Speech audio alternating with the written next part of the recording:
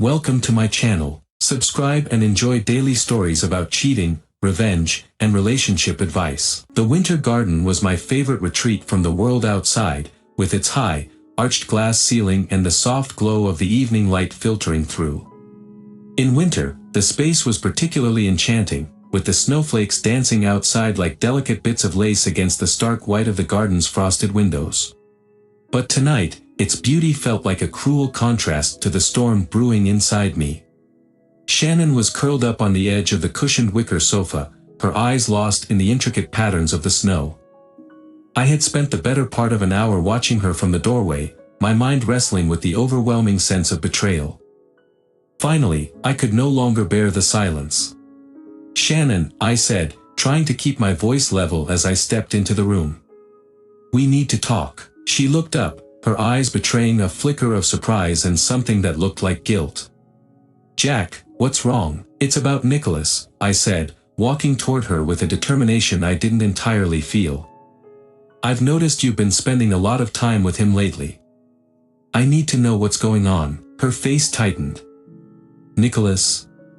He's a friend, Jack. I've told you this before, friend?" I asked, my voice rising despite my efforts to control it. "You've been seeing him nearly every day. You talk about him constantly, but you won't tell me what's really happening." She stood up abruptly, her face flushed. "I don't see why you're making such a big deal out of this. Nicholas is grieving. He's lost so much, and he's just looking for support. I'm helping him. That's all." "Support?" I echoed, disbelief coloring my tone. "Or is it something more? Because it feels like there's more going on here than you're admitting." Shannon's eyes welled up with tears, but her voice was steady. "Jack, you know Nicholas is my late sister's husband. I promised her I'd be there for him. It's not what you're thinking." I felt a pang of something, hurt, jealousy, confusion, as I processed her words. "You promised her? You've been emotionally distant from me for weeks, and now you're telling me that it's just a friendship." She took a deep breath, her shoulders sagging slightly. "Jack, I never meant to hurt you. But Nicholas, he's not like anyone else. He's family. I'm trying to be a friend to him in a time of need. That's all it is." My chest tightened, and I struggled to catch my breath. "It's not just about him. I can't ignore the way things have changed between us. It's like you're hiding something." The pressure in my chest intensified, a sharp, searing pain that made it hard to focus. I gripped the back of the chair, trying to steady myself, but the room began to spin. "Shannon." The pain was unbearable, and I felt myself collapsing onto the sofa. The world around me faded to a blur of white and gray. Shannon's voice was a distant echo, her frantic cries blending into the haze. "Jack! Oh my God, Jack!" I could barely see her as she rushed to my side, her hands shaking as she reached for the phone to call for help. The last thing I heard before the darkness consumed me was her desperate, tearful voice. "Stay with me, Jack. Please, stay with me." In those final moments, the winter garden's serene beauty seemed to mock the chaos within me, a poignant reminder of the love and betrayal intertwined in our lives. The sterile white walls of the hospital room were a stark contrast to the warm, comforting environment of our winter garden. I awoke with a jolt, the soft hum of medical equipment and the faint beeping of monitors greeting me. My body felt heavy and weak, and a dull ache lingered in my chest. As I slowly became aware of my surroundings, I noticed Shannon sitting in a chair beside the bed, her eyes red-rimmed and swollen. Her hand rested on mine, her grip tentative and filled with anguish. "Jack," she said softly, her voice cracking. "You're awake." I turned my head slowly, trying to make sense of everything. The room was filled with the quiet rustling of medical staff moving about, their conversations muffled and distant. "What happened?" I managed to ask, my voice barely above a whisper. "You had a heart attack," Shannon said, tears streaming down her face. "They said it was severe. They've been monitoring you closely." I tried to sit up, but the effort left me breathless. "I remember, the pain. I thought I was going to die." Shannon's eyes filled with fresh tears. "You almost did." "I'm so sorry, Jack. I didn't mean for any of this to happen. I didn't know it would." Before she could finish, a nurse entered the room, her demeanor professional yet warm. "Mr. Barnes, how are we feeling today? Any discomfort?" I shook my head slightly, wincing as the pain in my chest flared. "Just tired. Confused." The nurse adjusted the 4-drip and checked the monitors, nodding reassuringly. "You've had a rough time, but you're stable for now. We'll keep a close eye on you." As the nurse left, Shannon's face took on a look of deep remorse. "Jack, there's something I need to tell you. About Nicholas." I looked at her, the confusion and hurt still swirling within me. "Nicholas? What more is there to say? I've seen how close you two have become." Shannon hesitated, her fingers fidgeting with the edge of her dress. "Nicholas was my late sister's husband. I've been spending time with him to help him cope. I thought it was what I was supposed to do." "I don't understand," I said, my voice trembling with both physical and emotional strain. "How did it get to this point? Why didn't you talk to me about it?" Shannon's shoulders slumped, and she took a deep breath, her voice trembling. "I didn't want to burden you, Jack. I thought I could handle it on my own. But now, seeing you like this, I realize how wrong I was. I'm so sorry." The pain in my chest seemed to intensify as the emotional weight of her words sank in. I looked at her, my gaze filled with a mixture of hurt and disbelief. "Shannon, I need to know the truth. Is there more to your relationship with Nicholas than you're letting on?" Her eyes filled with tears again, and she nodded, her voice barely a whisper. "There's nothing romantic, Jack. I swear. Nicholas is grieving, and I've been trying to support him. But I see now how my actions have hurt you. I never meant for any of this." As the days passed in the hospital, the emotional and physical toll of the heart attack began to weigh heavily on me. Each conversation with Shannon seemed to deepen the sense of betrayal, and the fragile state of my health made it clear that our relationship was now teetering on the brink of collapse. The hospital room was dimly lit, the beeping of monitors and the sterile smell creating a somber atmosphere. Despite the care I was receiving, I felt an oppressive heaviness settling over me. The doctor's words echoed in my mind, my condition was precarious, and the stress was taking its toll. Shannon's frequent visits, though comforting in theory, seemed to exacerbate my emotional turmoil. One morning, I awoke to a stark silence.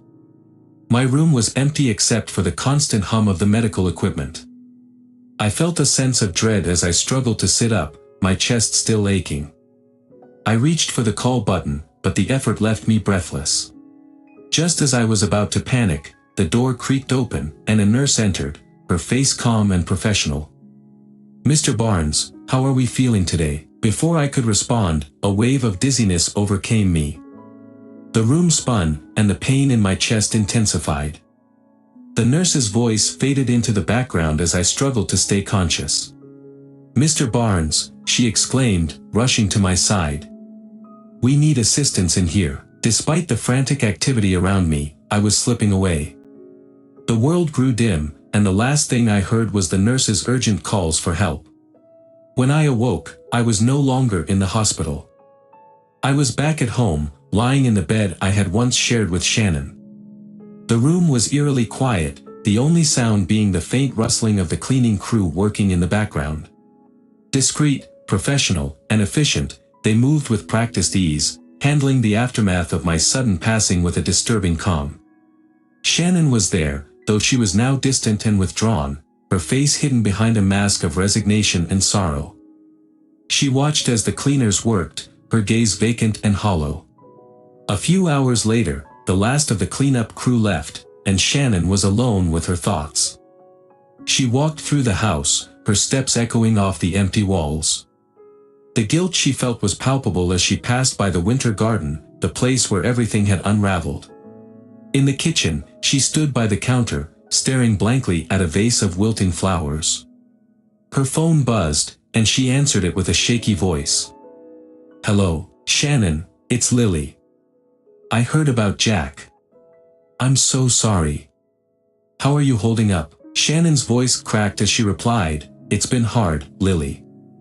I didn't expect any of this to happen. Lily's concern was evident. You sound like you're struggling. Is there anything you need? Someone to talk to. I appreciate it, Lily, Shannon said, her voice breaking. But I'm managing. I just need some time to come to terms with everything. As she ended the call, Shannon sat down heavily, her eyes searching the empty room as if trying to find some solace. The weight of her actions pressed down on her, and the reality of Jack's death seemed to be sinking in fully for the first time. The cleanup had been more than just a physical task, it was a grim reminder of the emotional mess she had left behind. As Shannon grappled with the enormity of her decisions, the house, once a haven, now felt like a mausoleum of her regrets. Each corner and shadow seemed to echo with the memories of what had been lost. The profound silence of the house was interrupted only by Shannon's quiet sobs, her sorrow mingling with the faint scent of disinfectant, a poignant reminder of the tragic sequence of events that had led to this point. Weeks after Jack's death, the cold light of winter had begun to recede, giving way to the tentative warmth of early spring. For Shannon, however, the changing season offered little comfort. The weight of her actions and the unresolved issues with Nicholas had created a rift in her life that was impossible to ignore. Nicholas had been a presence in her life since Jack's passing, but their relationship had shifted from what was initially a supportive connection to something increasingly strained. Shannon could no longer ignore the superficiality of their bond. She felt trapped between her guilt over Jack and her disillusionment with Nicholas. One afternoon, Shannon met Nicholas at a quiet cafe on the edge of town. The place was nearly empty, the soft murmur of other patrons and the clinking of coffee cups providing a muted backdrop to their tense conversation. Shannon stared at the steam rising from her coffee, her hands wrapped around the cup as if trying to draw warmth from it. Nicholas, we need to talk, she said finally, her voice heavy with resignation. Nicholas looked up from his own cup, his expression a mixture of curiosity and concern. What's on your mind, Shannon? I've been thinking a lot about us, Shannon began, her gaze meeting his. About what we've become, Nicholas's brow furrowed. I thought things were going well between us. I thought we were helping each other through our pain. That's just it, Shannon said, her voice cracking. I realized that our relationship was never really about us. It was about my need to escape my guilt and your need for support after losing your wife. Nicholas's face fell, a look of hurt crossing his features. So, you're saying everything between us was just a distraction? Shannon nodded, her eyes filling with tears. I'm so sorry, Nicholas. I was trying to find solace in someone who understood my pain, but I see now that it was a mistake.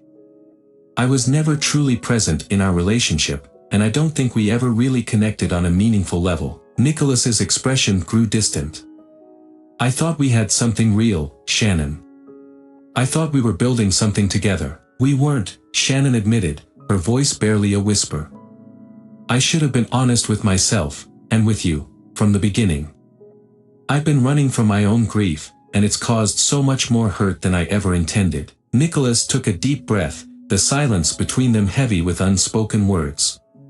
I guess it's over then, Shannon nodded, her heart aching with the finality of it. Yes, Nicholas. I think it's best if we end this now. You deserve more than what I could ever offer.